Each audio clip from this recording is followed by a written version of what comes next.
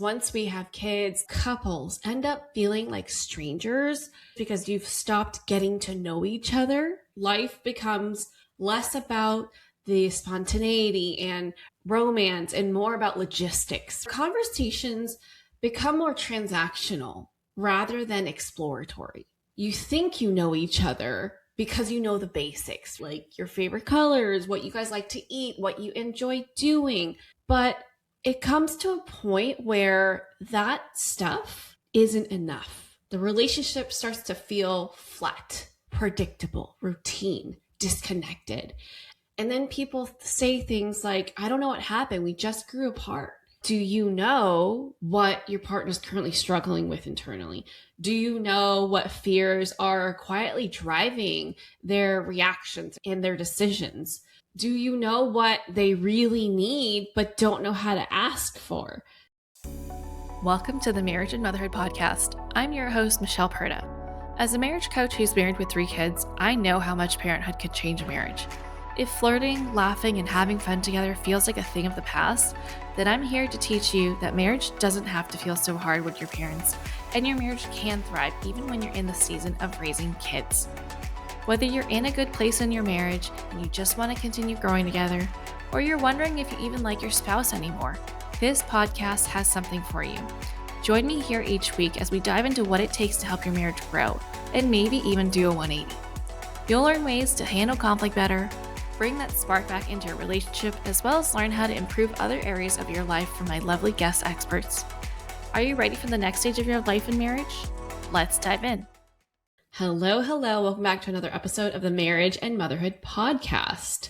So I hear from basically all the clients that come to me about how they often feel like they're just roommates. They feel disconnected, and whether they have communication issues or they don't, there's also this layer of sometimes it's not just having the tools. It's also about what kind of connection you've got going on, right? How deep is the connection that you have between the two of you? Is it surface level, or is it one that actually creates intimacy?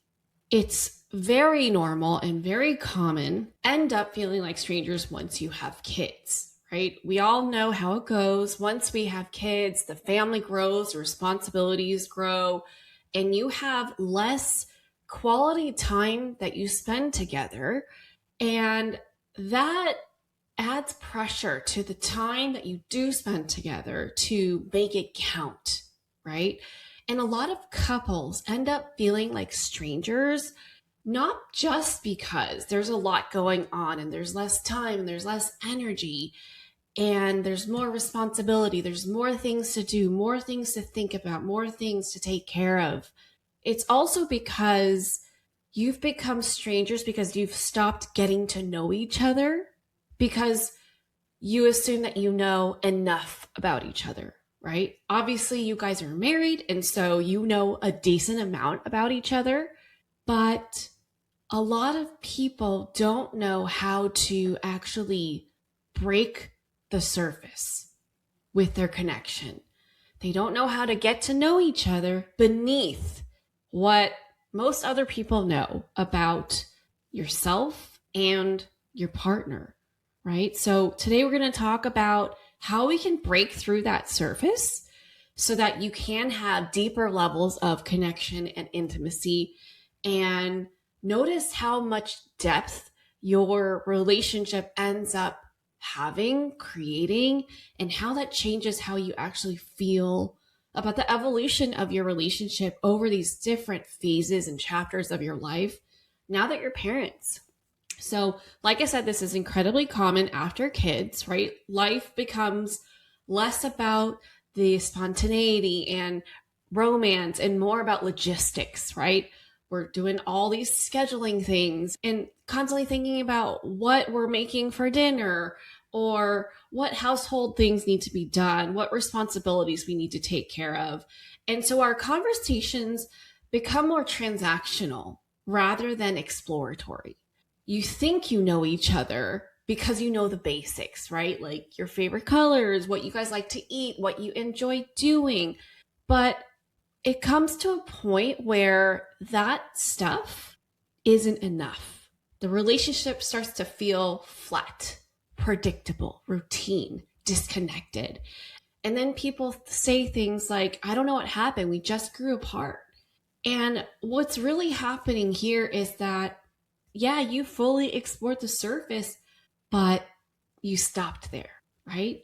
So you may know each other's favorites, right? Hobbies, your daily routines, your preferences, but do you know what your partner's currently struggling with internally? Do you know what fears are quietly driving their reactions and their decisions? Do you know what they really need but don't know how to ask for? Do you know what they're craving for in this current season of life? Do you know what's changed about them over time? Or are you still seeing them as the version of who they were prior to kids, prior to marriage? And here's how we go a layer deeper. It's actually starting with getting to know ourselves on that level. Most people don't even know themselves at that level because it takes work, because it takes asking ourselves questions that maybe we were never even asked growing up, right? A lot of us don't have that really deep relationship with our parents. And so if no one's ever asked us these questions about getting to know ourselves, then how would we know to ask ourselves these things, right? And because we've not been taught to go deeper, this is why so many people struggle with feeling really deeply connected with themselves as well as their partner, which translates to a disconnect in their marriage, right? There's like this glass ceiling that they don't know that they keep butting up against. And this gets avoided because it's not familiar to go this deep, to explore our emotions, to explore our fears, our dreams, our goals, and really get to know ourselves on an emotional level because we're afraid of what we'll uncover. We've been conditioned to stay functional, to keep up with appearances and wear a mask so that we can keep other people comfortable, kind of just go with the flow, right? Not cause any ripples. But living this way leads to a lack of reflection. And a lack of reflection leads to a lack of growth, a lack of evolution, a lack of things improving the way that you need them to, right? And because this has not been a skill set that we've developed, we don't have the language for emotions. So we often use basic emotional words like sad, mad, angry, happy. But did you know that there are so many more emotions that are specific to exactly how we feel, that can convey to us and our partner and anyone important to us how we actually feel?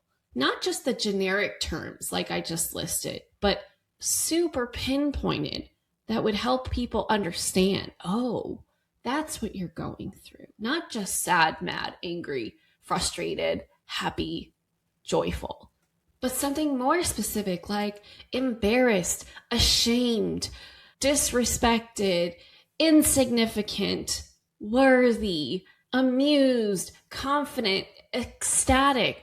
All of these words convey so much more than the basic vocabulary that we've developed over time because it hasn't been explored, it hasn't been encouraged, and it hasn't been known by generations before, right? Like it hasn't been normalized to speak in this way. And I am so excited to have been exposed to a wider variety of vocabulary when it comes to emotional intelligence. So much so that I often look at my 6-year-old daughter who tends to have a lot of emotions and very intense emotions at that. And I'm just like, how are you able to say these things? I mean, obviously I know because I use them with her, but I'm just so amazed that someone at that age can be so much more emotionally intelligent than I was at that age, or even into my early 20s. And it just gives me so much hope that communication is just to improve so much more with these future generations getting older, and how conflict can look so much differently, how connection can be so much deeper in relationships going forward. And when we are able to explore these depths, we don't have to worry so much about being vocal about how we feel and what it's going to cause. Because instead of looking at conflict as a nuisance, an inconvenience, we can look at it as an opportunity to connect, because we've done the work to reflect on how we feel and how we're affected by things and what we're wanting and needing. And we're able to convey that to our partner and create a bridge for connection and resolution and deeper trust and deeper partnership and deeper connection, just overall better for the future, right? This is what vulnerability is. And it can feel scary because it's unfamiliar. But just like everything new that we've ever tried, just because it's unfamiliar and scary and it makes us nervous doesn't mean that it's bad, right? Doesn't mean that we need to stay away from it. In fact, it's the fear that we have around this that's stifling the connection in your marriage. So yes, it feels unsafe, but I will tell you that when you start doing this, it will create more emotional safety in your relationship. It will create more connection. And if you choose to stay away from it, it will disconnect your relationship. You will hit a wall and not feel like you're able to continue moving forward. Now, let's talk about a couple that I recently supported. They said, "We don't fight, but we feel like roommates."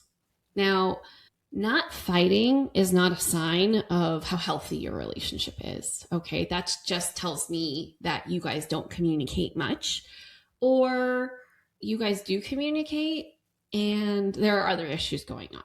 Okay. So, like, not fighting is not the goal in your relationship.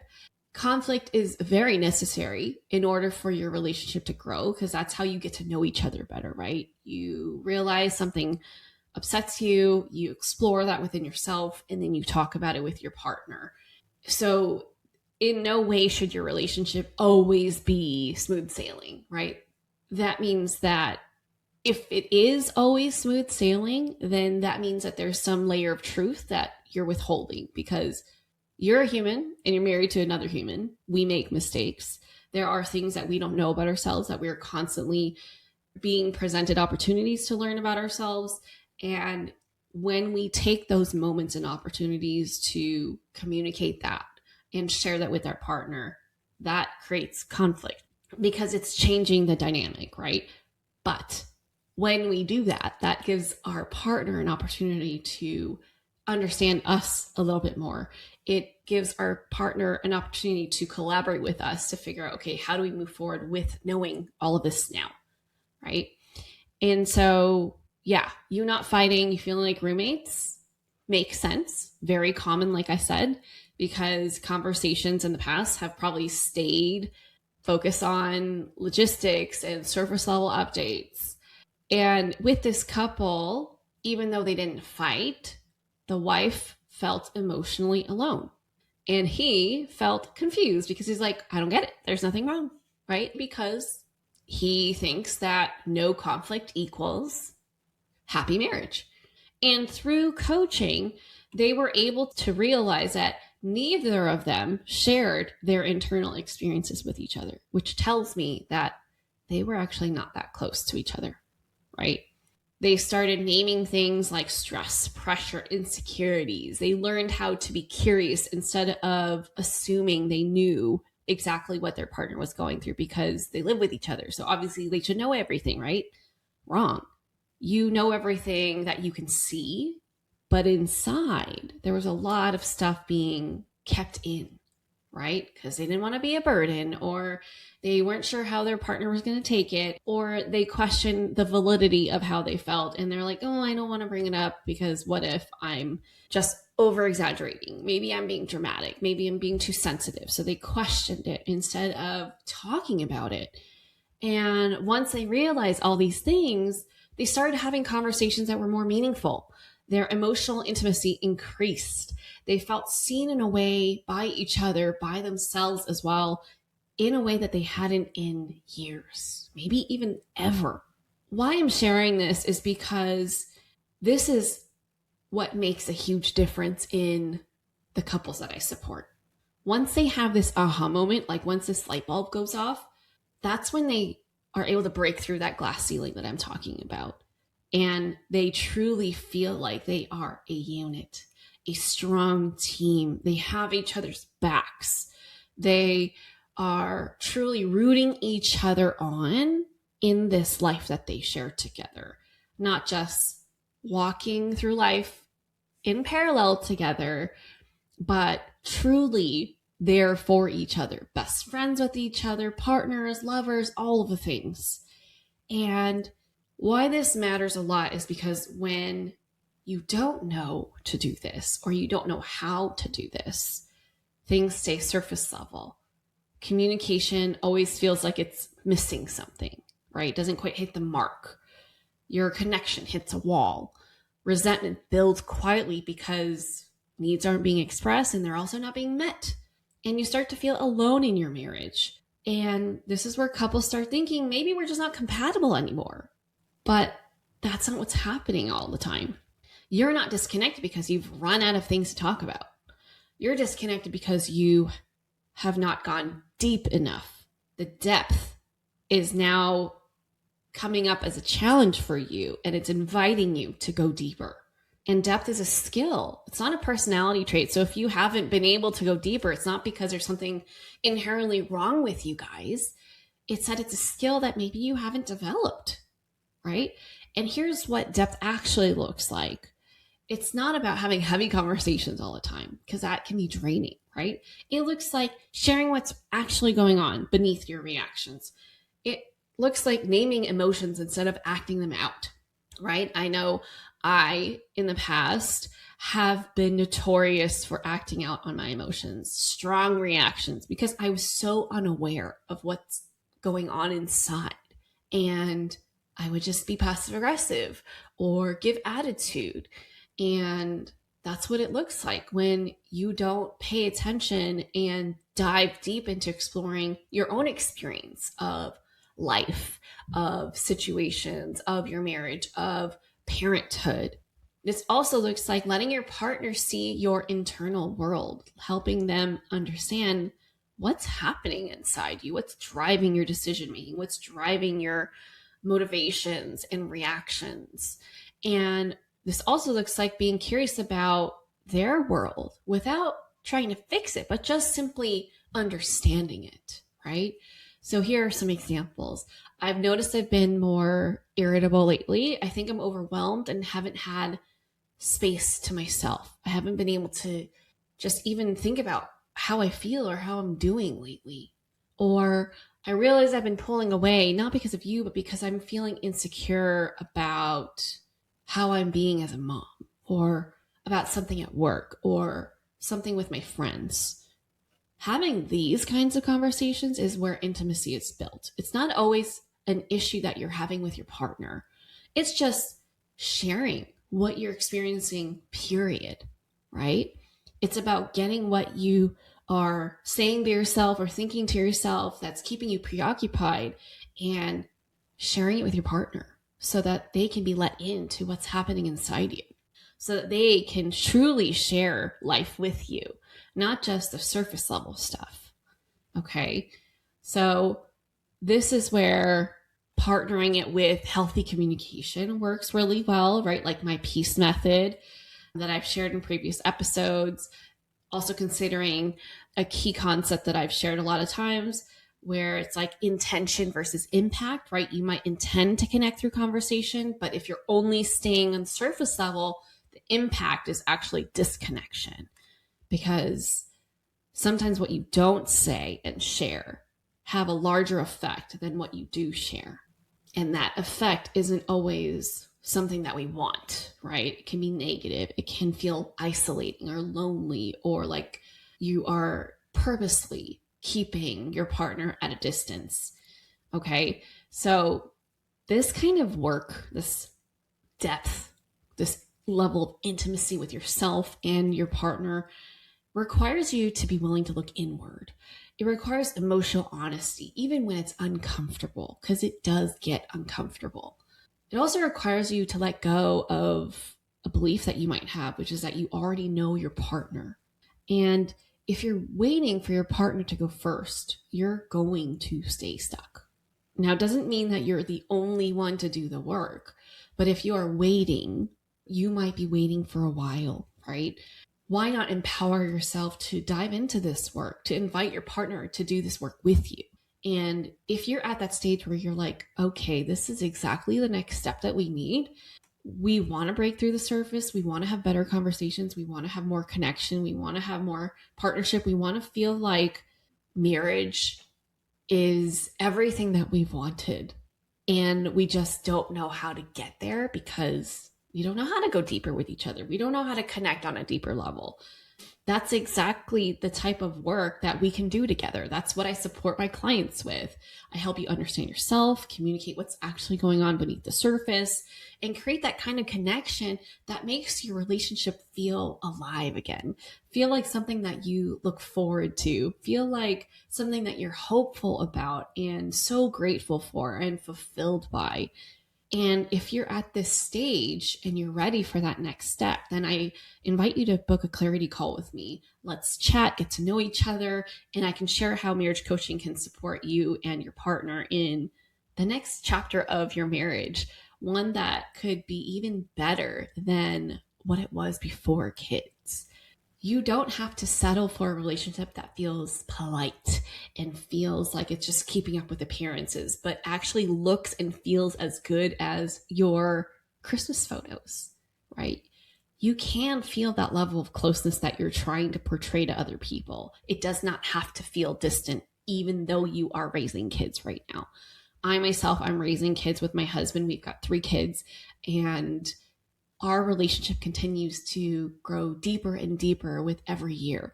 Is it always smooth sailing? No, but it's in those rough waters that we find out what we're truly made of, where we can lean on each other, learn more about ourselves, learn more about each other and how we can work and evolve.